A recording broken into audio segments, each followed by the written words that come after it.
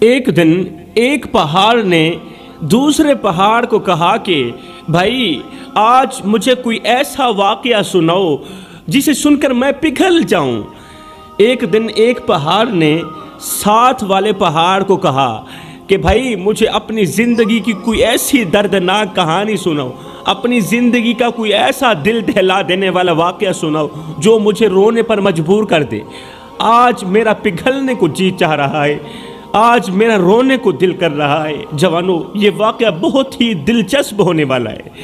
اس واقعے کو جس نے بھی پڑھا ہے، جس نے بھی سنا ہے، یہ واقعہ اس کی زندگی بدلنے کا ذریعہ بنا ہے، اس کے اندر انقلاب لانے کا ذریعہ بنا ہے۔ ہاتھ جوڑ کے عرضی کر رہا ہوں، ایک بار آپ بھی دل کے کانوں سے سنیں، ہو سکتا ہے آپ لوگوں کی زندگی بدل جائے۔ حضرت شیخ سعدی رحمۃ اللہ تعالی علیہ فرماتے ہیں میں کسی لمبے سفر کو جا رہا تھا، جاتے جاتے میرا ایک بہت بڑے پہاڑ کے قریب سے گزر ہوا۔ پہاڑ کے ساتھ ایک اور پہاڑ تھا، میرا دونوں پہاڑوں کے درمیان سے گزر ہوا۔ میں تھکا ہوا تھا، سوچا کہ کیوں نہ تھوڑی دیر کے لیے یہاں سکون کر لیتا ہوں، تھوڑی دیر کے لیے پہاڑ کے درخت کے نیچے سو لیتا ہوں۔ میں وہیں لیٹ گیا، تھکا ہوا تھا، میں ایک درخت کے نیچے لیٹ گیا۔ جیسے ہی لیٹا میری آنکھ لگی، مجھے نیند آ گئی۔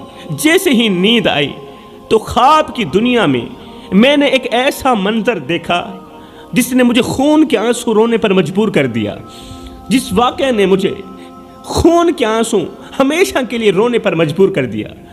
وہ منظر، وہ واقعہ یہ تھا کہ جس پہاڑ کے نیچے میں سویا ہوا تھا، یہ پہاڑ دوسرے پہاڑ کو کہہ رہا تھا کہ بھائی آج مجھے کوئی ایسا واقعہ سناؤ، آج مجھے اپنی زندگی کا کوئی ایسا دردناک واقعہ سناؤ جسے سن کر میں پگھل جاؤں۔ آج میرا پگھلنے کو جی چاہ رہا ہے، آج میرا موم ہونے کو دل کر رہا ہے، آج میرا رونے کو دل کر رہا ہے۔ اس لیے آج مجھے کوئی ایسا دل دہلا دینے والا واقعہ سناؤ جسے سن کر میرے رونگٹے کھڑے ہو جائیں، میرے اندر کی سختی ختم ہو جائے، میں موم ہو جاؤں۔ یہ سن کر دوسرے پہاڑ نے کہا بھائی میں تمہیں ایک ایسا واقعہ سناتا ہوں جو میں نے خود اپنی آنکھوں سے دیکھا ہے اور جس واقعے نے میرے دل کو ہلا کر رکھ دیا ہے، ایک ایسا واقعہ سناتا ہوں۔ کہتا ہے یہ ان دنوں کی بات ہے کہ جب زمین پر انسانوں کا حال بہت ہی خراب تھا، گناہوں کی بھرمار تھی، امیروں کا دور تھا، غریبوں کو کوئی پوچھتا تک نہیں تھا۔ اللہ کی زمین پر ایک غریب انسان رہتا تھا، غریب آدمی رہتا تھا جس کی زندگی محرومیوں اور دکھوں سے بھری ہوئی تھی۔ لوگوں نے اسے نہ صرف حقیر جانا بلکہ اس کی غربت کو بھی اس کے کردار کا بہت بڑا عیب سمجھا۔ وہ ہر رات اپنے رب کے سامنے آنسو بہاتا تھا، اپنے رب کے سامنے روتا تھا کہ اے میرے اللہ، تو سب کچھ دیکھ رہا ہے، میرا حال کیوں نہیں دیکھ رہا؟ تو سب کو دیکھ رہا ہے، مجھے کیوں نہیں دیکھ رہا؟ تو سب کے آنسوں کو دیکھتا ہے، میرے آنسوں کو بھی دیکھ، کیا میں تیرا بندہ نہیں ہوں؟ اگر تو مجھے دیکھ رہا ہے اس حال میں تو پھر اللہ مجھے صبر کرنے کی توفیق عطا فرما۔ میرے بھائیو، اگر غور کیا جائے تو آج کل ہمارا معاشرہ بھی ایسا ہی ہے، میرا معاشرہ بھی ایسا ہی ہے۔ دولت والوں کو عزت دی جاتی ہے، دولت والوں کو وقار دیا جاتا ہے، مقام دیا جاتا ہے، مگر غریبوں کو ٹھکرا دیا جاتا ہے۔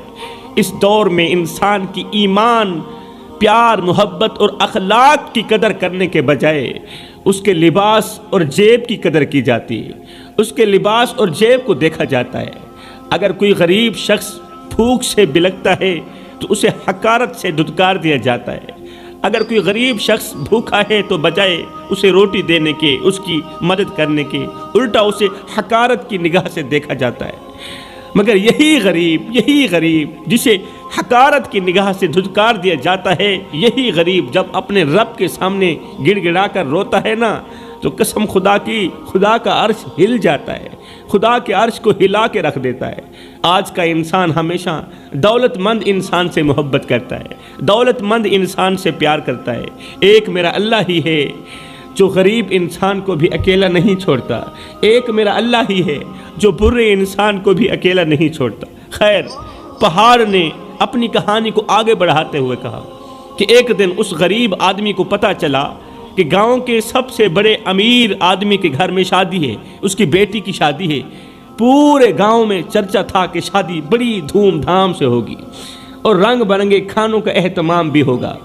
یہ غریب شخص بھوکی بیٹی کی طرف دیکھتے ہوئے، بھوک سے نڈھال بیٹی کی طرف دیکھتے ہوئے، وہ بیٹی جو 2 دن کی بھوکی تھی، 2 دن سے اس نے کچھ نہیں کھایا تھا، یہ غریب شخص بھوکی بیٹی کی طرف دیکھتے ہوئے خود کو کہنے لگا کہ کیوں نہ میں بھی وہاں چلا جاؤں، نمبردار کی بیٹی کی شادی پر چلا جاؤں، شاید کچھ کھانے کو مل جائے اور شام کو اپنی بیٹی کے لیے کچھ لے کر آؤں۔ جوانوں، توجہ طلب بات ہے، دل کے کانوں سے سننے والی بات ہے کہ آج ہماری دعوتوں میں، ہماری تقریبات میں غریبوں کو شامل کرنا تو رہی دور کی بات، ان کا ذکر کرنا بھی ہمیں برا لگتا ہے، ان کا ذکر بھی برا سمجھا جاتا ہے۔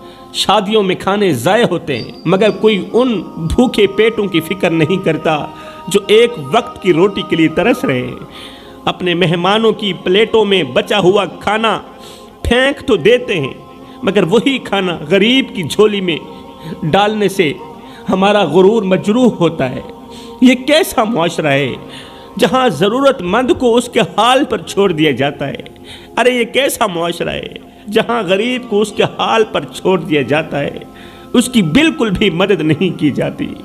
یاد رکھنا، غریبوں کی مدد کرنے والا شخص زندگی میں کبھی غریب نہیں ہوتا۔